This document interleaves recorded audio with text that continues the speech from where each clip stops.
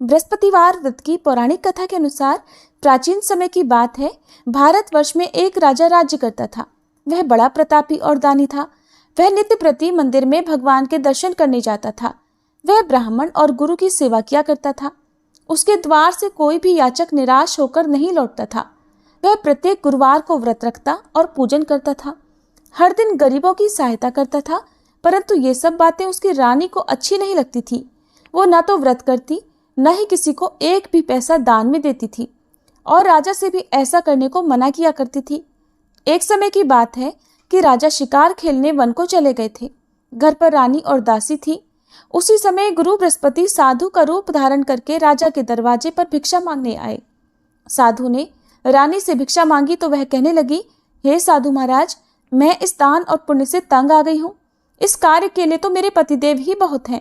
अब आप ऐसी कृपा करें कि हमारा सारा धन नष्ट हो जाए और मैं आराम से रह सकूं।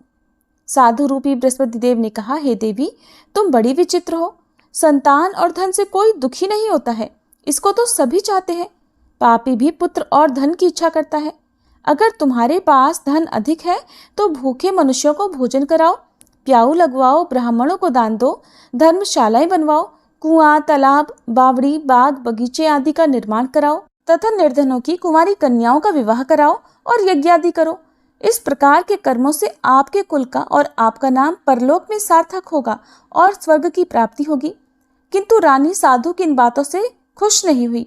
उसने कहा, हे साधु महाराज, मुझे ऐसे धन की बिल्कुल आवश्यकता नहीं जिसको मैं अन्य लोगों को दान दूं या जिसको रखने और संभालने में ही मेरा सारा समय नष्ट हो जाए। तब साधु ने कहा, हे देवी, अगर तुम्हारी ऐसी ही इच्छा है तो जैसा मैं तुम्हें बताता हूँ तुम वैसा ही करना। बृहस्पतिवार के दिन घर को गोबर से लीपना, अपने केशों को पीली मिट्टी से धोना, राजा से कहना वह दाढ़ी कटवाए, भोजन में मांस मदिरा खाना, कपड़ा धोबी के यहाँ धुलने देना। इस प्रकार 7 बृहस्पतिवार करने से तुम्हारा सब धन नष्ट हो जाएगा। ऐसा कहकर साधु महाराज रूपी बृहस्पति देव अंतर्ध्यान हो गए। रानी ने साधु के कहे अनुसार 7 बृहस्पतिवार तक वैसा ही करने का विचार किया।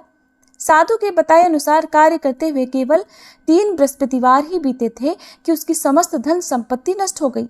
भोजन के लिए दोनों समय परिवार तरसने लगा तथा सांसारिक भोगों से दुखी रहने लगा। तब वह राजा रानी से कहने लगा, हे रानी, तुम यहाँ पर रहो, मैं दूसरे देश को जाता हूँ। क्योंकि यहाँ पर मुझे सभी मनुष्य जानते हैं, इसलिए मैं यहाँ कोई काम नहीं कर सकता। मैं परदेश जा रहा हूँ, वहाँ कोई काम धंधा करूँगा, शायद हमारे भाग्य बदल जाएं। ऐसा कहकर राजा परदेश चला गया। वह वहाँ जंगल से लकड़ी काटकर लाता और शहर में बेचता। इस तरह जीवन व्यतीत करने लगा। इधर राजा के बिना रानी और दासियां दुखी रहने लगी। किसी दिन भोजन मिलता और किसी दिन जल पीकर ही रह जाती। एक बार रानी और दासियों को 7 दिन तक बिना भोजन के रहना पड़ा तो रानी ने अपनी दासी से कहा, हे दासी, यहाँ पास ही के नगर में मेरी बहन रहती है, वह बड़ी धनवान है। तू उसके पास जा और वहां से 5 सेर बेझर मांग कर ले आ, जिससे कुछ समय के लिए गुजर हो जाएगा। दासी रानी की बहन के पास गई। रानी की बहन उस समय पूजा कर रही थी। दासी ने रानी की बहन से कहा, हे रानी, मुझे आपकी बहन ने भेजा है, मुझे 5 सेर बेझर दे दो। दासी ने ये बात अनेक बार कही, परंतु रानी की बहन ने कोई उत्तर नहीं दिया, क्योंकि उस समय वह बृहस्पतिवार की कथा सुन रही थी। जब दासी को रानी की बहन से कोई उत्तर नहीं मिला तो वह बहुत दुखी हुई। उसे क्रोध भी आया। वह लौटकर रानी से बोली, हे रानी, आपकी बहन तो बहुत ही घमंडी है। वह तो छोटे लोगों से बात भी नहीं करती। मैंने उससे बहुत बार कहा, लेकिन उसने कोई उत्तर नहीं दिया। मैं वापस चली आई। रानी बोली, हे दासी, इसमें उसका कोई दोष नहीं है। जब बुरे दिन आते हैं तब कोई सहारा नहीं देता। अच्छे बुरे का पता विपत्ति में ही लगता है। अब तो जो ईश्वर की इच्छा होगी वही होगा। ये सब हमारे भाग्य का दोष है। उधर रानी की बहन ने सोचा कि मेरी बहन की दासी आई थी, परंतु मैं उससे नहीं बोली, इससे वह बहुत दुखी हुई होगी। अतः कथा सुनकर और विष्णु भगवान का पूजन समाप्त कर वह अपनी बहन के घर आई और कहने लगी, हे बहन, मैं बृहस्पतिवार का व्रत कर रही थी। तुम्हारी दासी हमारे घर गई थी, परंतु जब तक कथा होती है तब तक हम लोग ना उठते हैं और ना बोलते हैं, इसलिए मैं नहीं बोली। कहो दासी क्यों गई थी? रानी बोली, बहन, हमारे घर अनाज नहीं था। वैसे तुमसे कोई बात छिपी नहीं है, इस कारण मैंने दासी को तुम्हारे पास 5 सेर बेझर लेने के लिए भेजा था। रानी की बहन बोली, बहन देखो, बृहस्पति भगवान सबकी मनोकामनाएं पूर्ण करते हैं। देखो, शायद तुम्हारे घर में अनाज रखा हो। ये सुनकर दासी घर के अंदर गई तो वहां उसे एक घड़ा बेझर का मिल गया। उसे बड़ी हैरानी हुई क्योंकि उसने एक एक बर्तन देख लिया था। उसने बाहर आकर रानी को बताया। दासी अपनी रानी से कहने लगी, हे रानी देखो, वैसे हमको जब अन्न नहीं मिलता तब हम रोज व्रत ही तो करते हैं। अगर इनसे व्रत की विधि और कथा पूछ ली जाए तो उसे हम भी किया करेंगे। दासी के कहने पर रानी ने अपनी बहन से बृहस्पतिवार व्रत के बारे में पूछा। उसकी बहन ने बताया, हे रानी बहन, बृहस्पतिवार को सूर्योदय से पहले उठकर स्नान करके बृहस्पतिवार का व्रत करना चाहिए, लेकिन उस दिन सिर नहीं धोना चाहिए। बृहस्पतिवार के व्रत में चने की दाल और मुनक्का से विष्णु भगवान का केले के वृक्ष की जड़ में पूजन करें तथा दीपक जलावे। उस दिन एक ही समय भोजन करें। भोजन पीले खाद्य पदार्थ का करें और कथा सुने। इस प्रकार करने से गुरु भगवान प्रसन्न होते हैं, अन्न पुत्र धन देते हैं, मनोकामना पूर्ण करते हैं। व्रत और पूजन की विधि बताकर रानी की बहन अपने घर लौट गई। रानी और दासी दोनों ने निश्चय किया कि बृहस्पति देव भगवान का पूजन जरूर करेंगे। 7 दिन बाद जब बृहस्पतिवार आया तो उन्होंने व्रत रखा। घुड़साल में जाकर चना और गुड़ बीन लाई तथा उसकी दाल से केले की जड़ तथा विष्णु भगवान का पूजन किया। अब पीला भोजन कहाँ से आए? दोनों बड़ी दुखी हुई, परंतु उन्होंने व्रत किया था, इस कारण बृहस्पति देव भगवान प्रसन्न थे। एक साधारण व्यक्ति के रूप में वे 2 थालों में सुंदर पीला भोजन लेकर आए और दासी को देकर बोले, हे दासी, ये भोजन तुम्हारे और रानी के लिए है, तुम दोनों कर लेना। दासी भोजन पाकर बहुत प्रसन्न हुई और रानी से बोली, रानी जी भोजन कर लो। रानी को भोजन आने के बारे में कुछ नहीं पता था, इसलिए वह दासी से बोली, जा तू ही भोजन कर, क्यों तू व्यर्थ में हमारी हंसी उड़ाती है। तब दासी बोली, रानी, एक व्यक्ति भोजन दे गया है। तब रानी कहने लगी, वो भोजन तेरे लिए ही देकर गया है, तू ही भोजन कर। दासी ने कहा, वह व्यक्ति हम दोनों के लिए 2 थालों में भोजन देकर गया है, इसलिए मैं और आप दोनों ही साथ साथ भोजन करेंगी। फिर दोनों ने गुरु भगवान को नमस्कार कर भोजन किया। उसके बाद से वे प्रत्येक बृहस्पतिवार को गुरु भगवान का व्रत और पूजन करने लगी। बृहस्पति भगवान की कृपा से उनके पास धन हो गया, परंतु रानी फिर पहले की तरह से आलस्य करने लगी। तब दासी बोली, देखो रानी, तुम पहले भी इसी प्रकार आलस्य करती थी। तुम्हें धन रखने में कष्ट होता था, इस कारण सभी धन नष्ट हो गया। अब गुरु भगवान की कृपा से धन मिला है तो तुम्हें फिर आलस्य होता है। बड़ी मुसीबतों के बाद हमने ये धन पाया है, इसलिए हमें दान पुण्य करना चाहिए। तुम भूखे मनुष्यों को भोजन कराओ, प्याऊ लगवाओ, ब्राह्मणों को दान दो, कुआं, तालाब, बावड़ी आदि का निर्माण करवाओ, मंदिर पाठशाला बनवाकर दान दो, कुंवारी कन्याओं का विवाह करवाओ, धन को शुभ कार्यों में खर्च करो, जिससे तुम्हारे कुल का यश बढ़े और स्वर्ग प्राप्त हो और पितर भी प्रसन्न हो। दासी की बात मानकर रानी ने इसी प्रकार के कर्म करने प्रारंभ कर दिए, जिससे उनका काफी यश फैलने लगा। एक दिन रानी और दासी आपस में विचार करने लगी कि न जाने राजा किस दशा में होंगे, उनकी कोई खोज खबर नहीं है। उन्होंने बृहस्पति देव से प्रार्थना की और तब भगवान ने रात्रि में राजा को स्वप्न में कहा, हे राजा उठ, तेरी रानी तुझको याद करती है, अब अपने देश को वापस लौट जा। राजा प्रातःकाल उठकर जंगल से लकड़ियां काट कर लाने के लिए जंगल की ओर चल पड़ा। जंगल से गुजरते हुए वह सोचने लगा, रानी की गलती से उसे कितने दुख भोगने पड़े। राजपाट छोड़कर उसे जंगल में आकर रहना पड़ा। जंगल से लकड़ियां काटकर उन्हें बेचकर गुजारा करना पड़ा। उसी समय उस जंगल में बृहस्पति देव एक साधु का रूप धारण करके आए और राजा के पास आकर बोले, हे लकड़हारे, तुम इस सुनसान जंगल में किस चिंता में बैठे हो, मुझे बतलाओ। यह सुनकर राजा की आंखों में आंसू भर आए और साधु की वंदना करके वह बोला, हे प्रभु, आप सब कुछ जानने वाले हैं। ऐसा कहकर राजा ने साधु को अपनी संपूर्ण कथा सुना दी। महात्मा दयालु होते हैं। वे राजा से बोले, हे राजा, तुम्हारी पत्नी ने बृहस्पति देव के प्रति अपराध किया था, जिसके कारण तुम्हारी ये दशा हुई। अब तुम किसी प्रकार की चिंता मत करो, भगवान तुम्हें पहले से अधिक धन देंगे। देखो, तुम्हारी पत्नी ने बृहस्पतिवार का व्रत करना प्रारंभ कर दिया है। अब तुम भी बृहस्पतिवार का व्रत करके चने की दाल और गुड़ जल के लोटे में डालकर केले का पूजन करो, फिर कथा कहो या सुनो, भगवान तुम्हारी सब मनोकामनाओं को पूर्ण करेंगे।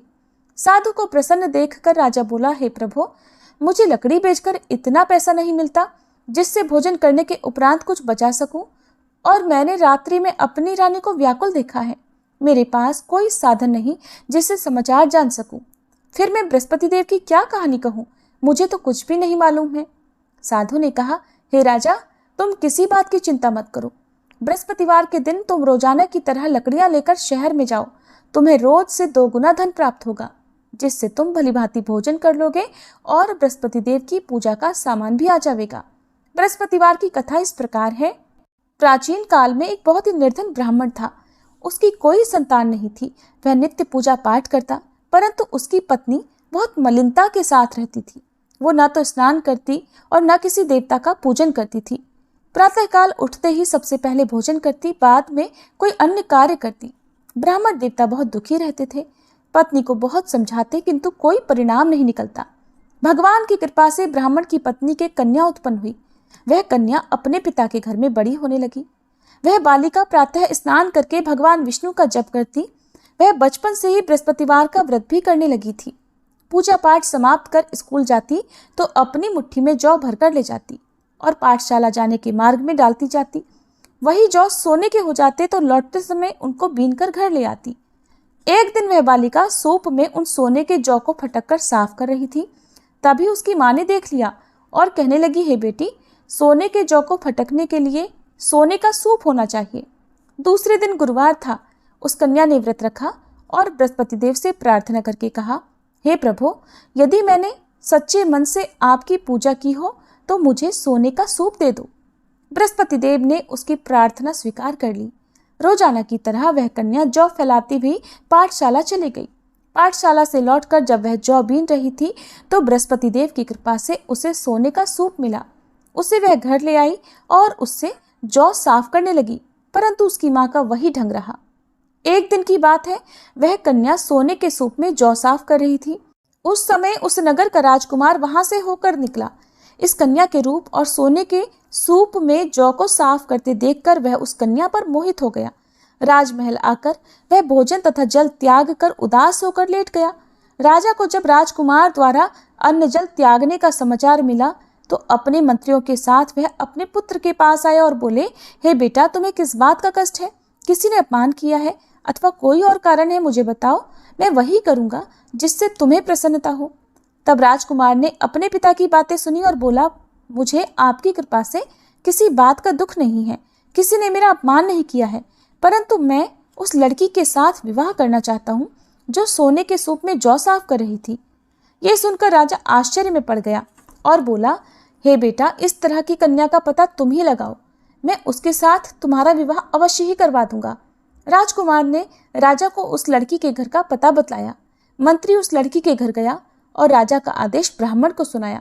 कुछ ही दिन बाद ब्राह्मण की कन्या का विवाह राजकुमार के साथ संपन्न हो गया। कन्या के घर से जाते ही उस ब्राह्मण देवता के घर में पहले की तरह गरीबी का वास हो गया। अब भोजन के लिए भी अन्न बड़ी मुश्किल से मिलता था। एक दिन दुखी होकर ब्राह्मण अपनी पुत्री से मिलने गया। बेटी ने पिता की दुखी अवस्था को देखा और अपनी माँ का समाचार पूछा। ब्राह्मण देवता ने सभी हाल कह सुनाया। तब कन्या ने बहुत सारा धन देकर अपने पिता को विदा कर दिया। इस तरह ब्राह्मण का कुछ समय सुखपूर्वक बीता, लेकिन कुछ दिन बाद फिर वही हाल हो गया। ब्राह्मण फिर अपनी कन्या के यहाँ गया और सभी हाल कहा तो पुत्री कहने लगी, हे पिताजी, आप माताजी को यहाँ लिवा लाओ, मैं उन्हें वह विधि बता दूंगी जिससे गरीबी दूर हो जाए। अब ब्राह्मण देवता अपनी पत्नी को साथ लेकर अपनी पुत्री के पास राजमहल में पहुंचे तो पुत्री अपनी माँ को समझाने लगी, हे माँ, तुम प्रातःकाल उठकर प्रथम स्नानादि करके विष्णु भगवान का पूजन करो तो सब दरिद्रता दूर हो जाएगी। परंतु उसकी माँ ने उसकी एक बात नहीं मानी। वह प्रातःकाल उठकर अपनी पुत्री का बचा जूठन खा लेती थी। एक दिन उसकी पुत्री को बहुत गुस्सा आया। उसने एक रात कोठरी से सारा सामान निकाल दिया और उसमें अपनी माँ को बंद कर दिया। प्रातः उसमें से निकाला और स्नानादि करा के पूजा पाठ करवाया तो उसकी माँ की बुद्धि ठीक हो गई। इसके बाद वह नियम से पूजा पाठ करती और प्रत्येक बृहस्पतिवार को व्रत करने लगी। इस व्रत के पुण्य प्रभाव से उसकी माँ भी बहुत धनवान हो गई और बृहस्पति देवता के प्रभाव से स्वर्ग को गई। वह ब्राह्मण भी सुखपूर्वक इस लोक का सुख भोग कर स्वर्ग को प्राप्त हुए। इस तरह कहानी कहकर साधु महाराज वहां से लोप हो गए। धीरे धीरे समय बीतने पर फिर बृहस्पतिवार का दिन आया। राजा जंगल से लकड़ी काटकर किसी शहर में बेचने गए। उसे उस दिन और दिनों से अधिक धन मिला। राजा ने चना, गुड़ आदि लाकर बृहस्पतिवार का व्रत किया। उस दिन से उसके सभी क्लेश दूर हुए। परंतु जब अगला गुरुवार का दिन आया तो वह बृहस्पतिवार का व्रत करना भूल गया। इस कारण बृहस्पति भगवान नाराज हो गए। उस दिन उस नगर के राजा ने विशाल यज्ञ का आयोजन किया तथा अपने समस्त राज्य में घोषणा करवा दी कि कोई भी मनुष्य अपने घर में भोजन ना बनाए और आग भी ना जलाए। समस्त जनता मेरे यहाँ भोजन करने आए। इस आज्ञा को जो न मानेगा उसको फांसी की सजा दी जाएगी। राजा की आज्ञा अनुसार राज्य के सभी निवासी राजा के भोज में सम्मिलित हुए, लेकिन लकड़हारा कुछ देर से पहुंचा, इसलिए राजा उसको अपने साथ महल में ले गए। जब राजा लकड़हारे को भोजन करा रहे थे तो रानी की दृष्टि उस खूंटी पर पड़ी जिस पर उसका हार लटका हुआ था। उसे हार खूंटी पर लटका दिखाई नहीं दिया। रानी को निश्चय हो गया कि मेरा हार उस लकड़हारे ने चुरा लिया है। उसी समय सैनिक बुलवाकर उसको कैद खाने में डलवा दिया। जब लकड़हारा कारागार में पड़ गया तो बहुत दुखी होकर विचार करने लगा कि न जाने कौन से पूर्व जन्म के कर्म से मुझे ये दुख प्राप्त हुआ है, और उसी साधु को याद करने लगा जो जंगल में मिला था। तत्काल बृहस्पति देव साधु के रूप में प्रकट हो गए और उसकी दशा को देखकर कहने लगे, अरे मूर्ख, तूने बृहस्पति देवता की कथा नहीं की, इस कारण तुझे दुख प्राप्त हुआ है। अब चिंता मत कर, बृहस्पतिवार के दिन कारागार के दरवाजे पर 4 पैसे पड़े मिलेंगे। उनसे तू बृहस्पति देव की पूजा करना तो तेरे सभी कष्ट दूर हो जाएंगे। अगले बृहस्पतिवार उसे कारागार के द्वार पर 4 पैसे पड़े मिले। राजा ने पूजा का सामान मंगवाकर कथा कही और प्रसाद बांटा। उसी रात्रि को बृहस्पति देव ने उस नगर के राजा को स्वप्न में कहा, हे राजा, तूने जिस आदमी को कारागार में बंद करा दिया है वह निर्दोष है, वह राजा है, उसे छोड़ देना। रानी का हार उसी खूंटी पर लटका हुआ है। अगर तू ऐसा नहीं करेगा तो मैं तेरे राज्य को नष्ट कर दूंगा। राजा प्रातःकाल उठा और खूंटी पर हार टंगा देखकर लकड़हारे को बुलाकर क्षमा मांगी तथा राजा के योग्य सुंदर वस्त्र आभूषण भेंट कर उसे विदा किया। गुरुदेव की आज्ञा अनुसार राजा अब अपने नगर को चल दिया। राजा जब नगर के निकट पहुंचा तो उसे बड़ा ही आश्चर्य हुआ। नगर में पहले से अधिक बाग, तालाब और कुएं तथा बहुत सी धर्मशाला, मंदिर आदि बने हुए हैं। राजा ने पूछा कि ये किसका बाग और धर्मशाला है? तब नगर के सब लोग कहने लगे, ये सब रानी और दासी द्वारा बनवाए गए हैं। राजा को आश्चर्य हुआ और गुस्सा भी आया। जब रानी ने खबर सुनी कि राजा आ रहे हैं तो उसने अपनी दासी से कहा, हे दासी, देख, राजा हमको कितनी बुरी हालत में छोड़ गए थे। वह हमारी ऐसी हालत देख कर लौट ना जाए, इसलिए तो दरवाजे पर खड़ी हो जा। रानी की आज्ञा अनुसार दासी दरवाजे पर खड़ी हो गई। जब राजा आए तो उन्हें अपने साथ महल में लिवा लाई। तब राजा ने क्रोध करके अपनी तलवार निकाली और पूछने लगा, बताओ, ये धन तुम्हें कैसे प्राप्त हुआ है? तब रानी ने बताया, हमें ये सब धन बृहस्पति देव के व्रत के प्रभाव से प्राप्त हुआ है। राजा ने तब निश्चय किया कि 7 रोज बाद तो सभी बृहस्पति देव का पूजन करते हैं, परंतु मैं रोजाना दिन में 3 बार कथा कहा करूंगा तथा रोज व्रत किया करूंगा। अब हर समय राजा के दुपट्टे में चने की दाल बंधी रहती तथा दिन में 3 बार वह कथा कहता। एक दिन राजा ने विचार किया कि चलो अपनी बहन के यहाँ आवे। इस तरह का निश्चय कर राजा घोड़े पर सवार होकर अपनी बहन के यहाँ चल पड़ा। रास्ते में उसने देखा कि कुछ आदमी एक मुर्दे को लिए जा रहे हैं। उन्हें रोक कर राजा कहने लगा, अरे भाइयों, मेरी बृहस्पतिवार की कथा सुन लो। वे बोले, लो, हमारा तो आदमी मर गया है, इसको अपनी कथा की पड़ी है। परंतु कुछ आदमी बोले, अच्छा कहो, हम तुम्हारी कथा भी सुनेंगे। राजा ने दाल निकाली और कथा कहनी शुरू कर दी। जब कथा आधी हुई तो वह मुर्दा हिलने लगा और जब कथा समाप्त हुई तो राम राम करके वह मनुष्य खड़ा हो गया। राजा आगे बढ़ा, उसे चलते चलते शाम हो गई। आगे मार्ग में उसे किसान खेत में हल चलाता मिला। राजा उससे बोला, अरे भैया, तुम मेरी बृहस्पतिवार की कथा सुन लो। किसान बोला, जब तक मैं तेरी कथा सुनूंगा तब तक 4 हरैया जोत लूंगा। जा अपनी कथा किसी और को सुनाना। राजा आगे चलने लगा। राजा के हटते ही बैल पछाड़ खाकर गिर गए तथा किसान के पेट में बहुत जोर से दर्द होने लगा। उसी समय किसान की माँ रोटी लेकर आई। उसने जब ये देखा तो अपने पुत्र से सब हाल पूछा। बेटे ने सभी हाल बता दिया। बुढ़िया दौड़ी दौड़ी उस घुड़सवार के पास गई और उससे बोली, मैं तेरी कथा सुनूंगी, तू अपनी कथा मेरे खेत पर ही चलकर कहना। राजा ने लौटकर बुढ़िया के खेत पर जाकर कथा कही, जिसके सुनते ही बैल खड़े हो गए और किसान के पेट का दर्द भी बंद हो गया। अब राजा अपनी बहन के घर पहुंच गया। बहन ने भाई की खूब मेहमानी की। दूसरे दिन प्रातःकाल राजा जगा तो देखने लगा कि सब लोग भोजन कर रहे हैं। राजा ने अपनी बहन से पूछा कि ऐसा कोई मनुष्य है जिसने भोजन ना किया हो, जो मेरी बृहस्पतिवार की कथा सुन ले। तो बहन बोली, हे भैया, ये देश ऐसा ही है। पहले यहाँ के लोग भोजन करते हैं, बाद में अन्य कोई काम करते हैं। अगर पड़ोस में कोई हो तो देख कर आती हूँ। ऐसा कहकर बहन देखने चली, परंतु उसे कोई भी ऐसा व्यक्ति नहीं मिला जिसने भोजन नहीं किया हो। फिर वह एक कुम्हार के घर गई जिसका लड़का बीमार था।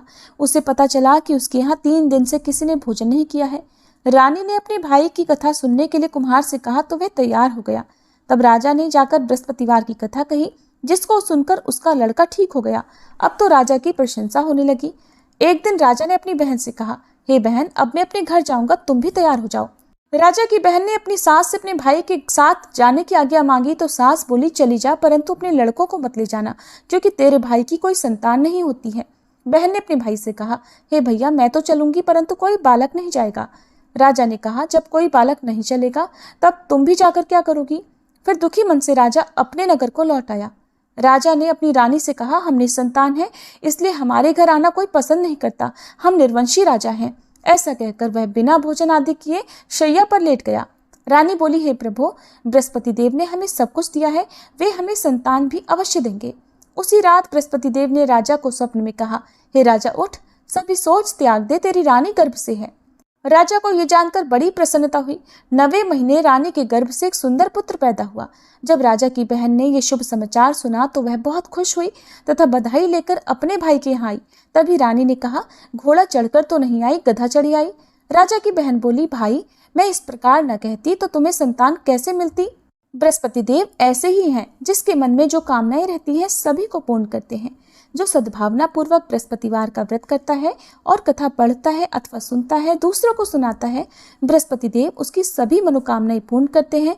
बृहस्पति देव उनकी सदैव रक्षा करते हैं। जो संसार में सद्भावना और सच्चे मन से बृहस्पति देव का पूजन करते हैं, उनकी सभी मनोकामनाएं उसी प्रकार पूर्ण होती हैं जैसे रानी और राजा ने बृहस्पति देव की कथा का गुणगान किया, उनकी सभी इच्छाएं बृहस्पति देव ने पूर्ण की।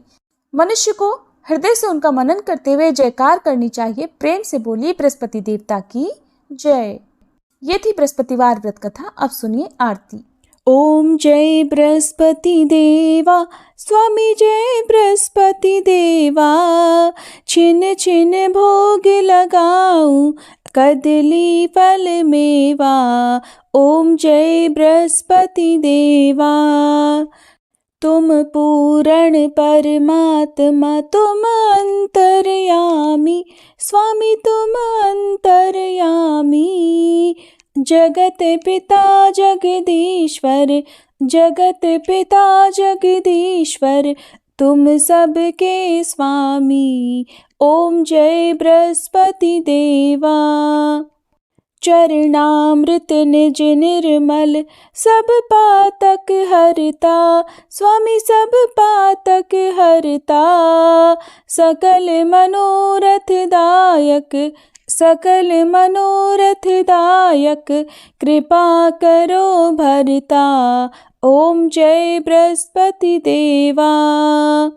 तन मन धन अर्पण कर, जो जन शरण पड़े, स्वामी जो जन शरण पड़े। प्रभु प्रकट तब होकर, प्रभु प्रकट तब होकर, आकर द्वार खड़े। ओम जय बृहस्पति देवा। दीन दयाल दयानिधि, भक्तन हितकारी, स्वामी भक्तन हितकारी। पाप दोष सब हरता, पाप दोष सब हरता, भव बंधन हारी। ओम जय बृहस्पति देवा। सकल मनोरथ दायक, सब संशय तारो, स्वामी सब संशय तारो। विषय विकार मिटाओ, विषय विकार मिटाओ, संतन सुखकारी। ओम जय बृहस्पति देवा। जो कोई आरती तेरी प्रेम सहित गावे, स्वामी प्रेम सहित गावे। ज्येष्ठानंद बंद सो सो निश्चय पावे। ओम जय बृहस्पति देवा। ओम जय बृहस्पति देवा, स्वामी जय बृहस्पति देवा। छिन छिन भोग लगाऊं, कदली फल मेवा। ओम जय बृहस्पति देवा।